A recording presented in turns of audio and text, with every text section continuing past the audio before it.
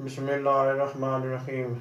हज़रत अबू उबैदा रज़ी अल्लाह ताला अन्हु आप का शुमार उन सिपह सालारों में होता है जिन सिपह सालारों की वजह से आज भी इस्लाम नाज करता है।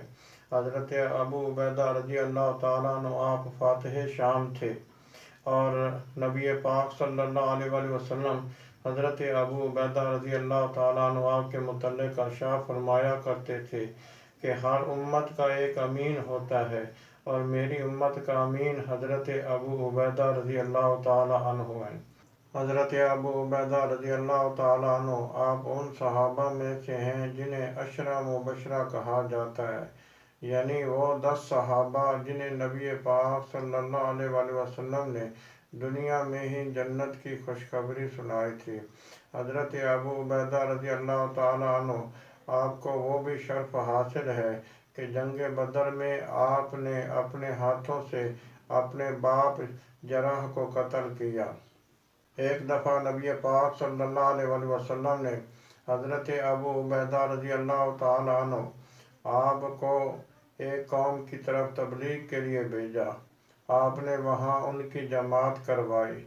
जमात करवाने के बाद आप इरशाद फरमाते हैं, ऐ लोगों, आज के बाद मैं तुम्हारी जमात नहीं करवाया करूँगा। कहा, या हज़रत क्या हुआ? फरमाया, दौरान जमात मेरे दिल में यह ख्याल गुज़रा कि शायद मैं तुम लोगों से अफजल हूँ, इसलिए मैं आज के बाद तुम्हारी जमात नहीं करवाया करूँगा।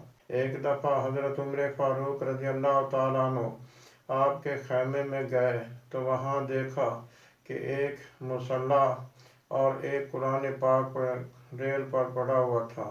कहा, ऐ हज़रत अबू उबैदा रज़ी अल्लाह ताला अन्हु, क्या वजह है कि तेरे खैमे में दूसरे सिपह सालारों की तरह दुनियावी साजो सामान नहीं है? कहा, ऐ हज़रत उमर फ़ारूक रज़ी अल्लाह ताला अन्हु, हम उस हस्ती के हजूर जाने वाले हैं जहाँ सिर्फ यही साजो सामान काम आएगा। हज़रत उमर फ़ारूक रज़ी अल्लाह ताला अन्हु आप फरमाया करते थे, काश हज़रत अबू उबैदा रज़ी अल्लाह ताला अन्हु जिंदा होते तो मैं उन्हें अपने बाद खलीफा नामज़द करता। दुआ है कि अल्लाह तबारक व तआला आपके सहाबा के दर्जात को बुलंद फरमाए। आमीन।